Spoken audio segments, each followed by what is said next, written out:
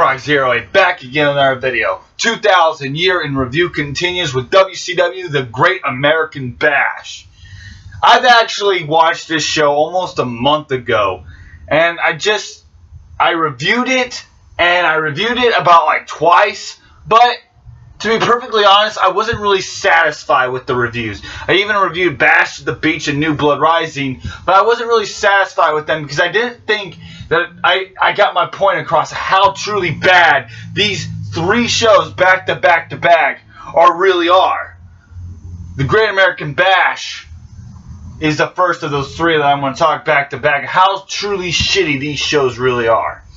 The Great American Bash is quite possibly one of the worst shows. Actually, it is easily one of the worst pay-per-views of all time. And you can debate it to the end of time. You might even say it's the worst pay-per-view of all time. I might agree with you. This is a really, really terrible show.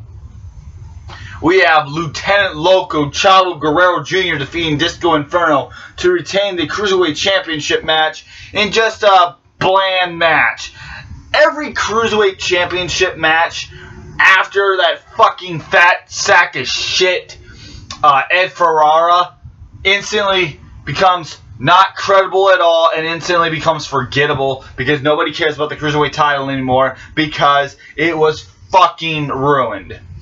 3 out of 10. Next up, we have Chronic defeating the Mamalukes in a bad match. You want to know how bad Chronic was? They were fucking bad. It's Crush and Adam Bomb. I mean, how bad can you be? For whatever reason, they were so bad that they had this badass stigma.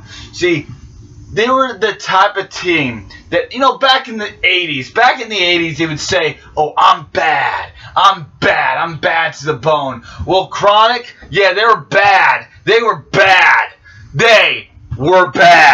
And I don't mean they were so bad that they were good, or they were badasses, that means they were good. No, they were bad, as in they fucking sucked. And so this match, a 2, and that's being generous. Next up, we have Mike Awesome defeating Diamond Dallas Page in an ambulance match. Now, this match was good, going good. It could have broke a 6 out of 10. It might have even been able to get a 7. But the fucking finish pisses me off because here you have Canyon, who gets injured by Mike Awesome after he gets thrown off of the cage at Slamboree. He turns on his best friend. So that is the 3rd pay-per-view in a row where somebody turned their back on Diamond Dallas Page. God damn it, Vince Russo, you piece of shit. So you telling me that Chris Canyon orchestrated a plan to where Mike Awesome threw his ass off the cage so that way he can get back at DDP? That's fucking idiotic. That's stupid. That's like if somebody went out and purposely hurt somebody just so that person in the end can not get revenge on you, but get revenge on his brother because he wasn't there or whatever. It's fucking stupid what the point is. That's the point. It's fucking stupid. Chris Canyon purposely orchestrating a plan so that he get hurt and then just so he can turn his back on his best friend. That's stupid. Fucking Russo, I hate you. A 5. Moving on. G.I. Bro, that's Booker T. Tell me I did not just see that. Defeating Sean Stasiak in a boot camp match, which is just a last man standing match. And it's another pointless, stupid gimmick because Vince Russo is one of those type of guys that says if you insert a stupid gimmick match here, it's going to draw more fucking money. Stupid. A 2. Crap. Next up, we have Shane Douglas defeating The Wall in a best-of-5 tables match. What the hell is that? Well, I'm not sure. First off, they say you only have to throw your opponent through 1 table. And then they say it's a best-of-5, which actually means, and Mark Madden, that big fat sack of shit, actually says, well, does that mean he's going to throw him through 5 tables to win? No, the way you win is you throw your opponent through 3 tables to win. So it's a best of 5, whatever. But here's the problem with this match. Shane Douglas throws... the Wall throws Shane Douglas through 2 tables. And then there's this big, gigantic spot right outside. There's this big ladder, and there's a stack of tables. There's 2 tables. As plain as the day is, as easy, as crystal clear as it can be, there are clearly 2 fucking tables there. Shane Douglas knocks off the Wall, off the ladder, through the 2 tables, and guess what? He's declared the victor. Even though he clearly threw him off of the ladder, the announcer said it was 3 tables that he knocked him off, when it was clearly 2 fucking tables. Even Tony Schiavone wasn't stupid enough to ignore this stupid shit. Because he clearly said, Tony Schiavone said, he knocked him through 2 tables, and everyone else said 3, when it was clearly 2 fucking tables. So the match is not over. Shane Douglas is not your victor, but yes, he is, because he knocked him off through 3 tables, when it clearly was 2. Oh my god! Dud! Next up, we have Scott Steiner defeating Tank Abbott and Rick Steiner in an Asylum match. What in the bluest of blue fuck hell is that? An Asylum match? What? Is the fucking victory, the way you have to win this match is you have to institutionalize your opponent to where they have to be in an insane asylum? I wish, because all 3 of these people are fucking idiots. All 3 of these people are psychotic and insane, and Scott Steiner in a good way. And this match is so stupid and so idiotic, it drives everyone insane. So, but no, that's not the way you win. No, the way you win, it's just a fucking cage match. But it's not a steel cage that has an opening. It's not a Hell in a Cell match that has a door. No, it's just an enclosed asylum. An enclosed cage. No door, no nothing. So you can't escape it, period. Unless someone raises it. And that's how it's done. Scott Steiner wins somehow, some way. 0. Next up, we have Hulk Hogan basically squashing Billy Kidman in a career versus title shot match. Yes, this is the Great American Bash. I forgot I mentioned we have 2 career-threatening matches in Hulk Hogan and Ric Flair. Jesus fucking Christ. This was just a squash match. Hulk Hogan putting Billy Kidman over at on a Nitro and I believe a Slamboree. He put his ass over. Now, putting his ass over, I use that term loosely because losing and putting someone over are 2 completely different terms. Losing to someone doesn't mean you put somebody over. John Cena put Kevin Owens over a lot and made his career look a million times more than Kevin Owens ever could. Putting someone over means you've made that person, just being associated with you, you've made that person's career worth a lot more than what it was before. And Hulk Hogan did nothing to value Billy Kidman's career. This was terrible. It was just a squash match. You had fucking Horace Hogan, that dud of a piece of crap. And then you had Torrie Wilson, and they all turn on Billy Kidman. And Billy Kidman's supposed to be, like, I don't understand this match, period. Hulk Hogan's the guy with all the odds stacked against him, but that's not true because Hulk Hogan's an overbearing, overpowering asshole in this match.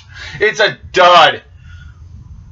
Next up, Ric Flair defeats David Flair in another career-threatening match. This match is easily the best match on the card by far because it's the only match that doesn't really piss me off. However, what's really weird is fucking here comes Reed Flair, who's like, I swear, probably 12 years old, 13 years old tops, and fucking Vince Russo knocks him down. Holy shit! And then fucking David Flair, he tosses his baby brother down too. Like, holy crap, that's That's pretty unnecessary. That's pretty crappy. But this match was pretty alright. I give it a 5. Ric Flair wins. Yippee. Next up, we have the biggest turd of all time, quite possibly the worst match I've ever seen. Vampiro defeating Sting in a Human Torch match. What the bluest blazes crap is that? A Human Torch match? Well, the object is to light your opponent on fire. However, it's not an Inferno match where the ring is surrounded by flames. No, Sting comes up with this idea and gets back at Vampiro where you have to climb the stage. You have to climb the big ass fucking stage, the big Turnatron, get the torch and light your opponent on fire. So you actually have to. So there's a situation here. Do you burn or do you take a big fucking leap and fall? This match is atrocious. This is the absolute worst match I have ever seen because it disgraces the sport, it disgraces the industry, and disgraces of what professional wrestling or sports entertainment is. Which, by the way, they're the same fucking thing. This disgraces the whole fucking sport and pisses me off to the point where I'm giving this a negative 5 stars, a minus 10 out of 10. This is atrocious. This is bad. It's not the fact the match itself is terrible. It's the fact of the matter is this. It's the whole stipulation. And it's the whole idea of lighting your opponent on fire and then they have to take a big gigantic fall. And it's stupid. It's unnecessary. It's crap. And it's fucking... Guess what? It made 0 money. It was fucking dumb. There was no point to it. It looked stupid. It looked completely phony. I don't care if Steve Borden Sting took the plunge or not. The fact is, it was fucking dumb, and it looked fake, and it looked crappy. To the point where Shane McMahon did the same thing 2 months later and made it look incredible. This was shit. Minus 10, and Vince Russo should fuck himself over this crap. Next up, we have Jeff Jarrett defeating Kevin Nash to retain the WCW Championship. I give it a 3. It could have been better, but then all of a sudden, Vince Russo has to get us back again. They have to fucking outsmart us, and they have to fucking give us another swerve. Here comes Goldberg, who returned 2 weeks earlier and takes down fucking Tank Abbott of all people. He comes in, spears Kevin Nash, turns heel, and joins the New Blood. Are you fucking serious? This is not 1996 with Hulk Hogan joining the New World Order. This is WCW 2000, Vince Russo, and everything you throw at the wall just to see if it sticks. Well, guess what? You're not throwing freaking things that will stick at the wall. You're throwing poop at the wall because everything you've thrown is poop. This is poop. This is shit. This is crap. This is bullshit. Minus 5 more points for Goldberg's stupid heel turn. This was stupid. Nobody wanted to boo Goldberg. Are you fucking insane? There's a difference when Hulk Hogan turned heel. When Hogan turned heel, he had to turn heel because everyone was so sick and tired of Hulk Hogan. Everyone was so sick and tired of Hulk Hogan because it was the same goddamn thing for fucking 12 years. It was the same thing, and they finally turned heel and have a new character, have character development actually be different. It's actually a lot of reasons why people want to see John Cena turn heel because of how well it worked for Hulk Hogan. But nobody wanted to boo Goldberg. Goldberg was not at the point in his career where he's being booed so heavily as a babyface that he needs to turn heel. It was stupid. Goldberg was the only saving grace you had left in the company, and guess what? You fucking made him look like a stupid joke. Because why? Because Vince Russo, you're stupid! And that's what this show is. It's stupid. A 0.5 out of 10 is my final verdict. That is the lowest rating I give any fucking show ever so far. This is the worst show until I saw New Blood Rising, that is. This is the worst show I've seen until New Blood Rising. Everything is a damn gimmick match. You have 2 career-threatening matches. You have a Human Torch match, a boot camp match, and a Insane Asylum match, whatever, tables matches. Stupid. Stupid, stupid, stupid is what this show was. I catch you next time for the Bash at the Beach. Good God.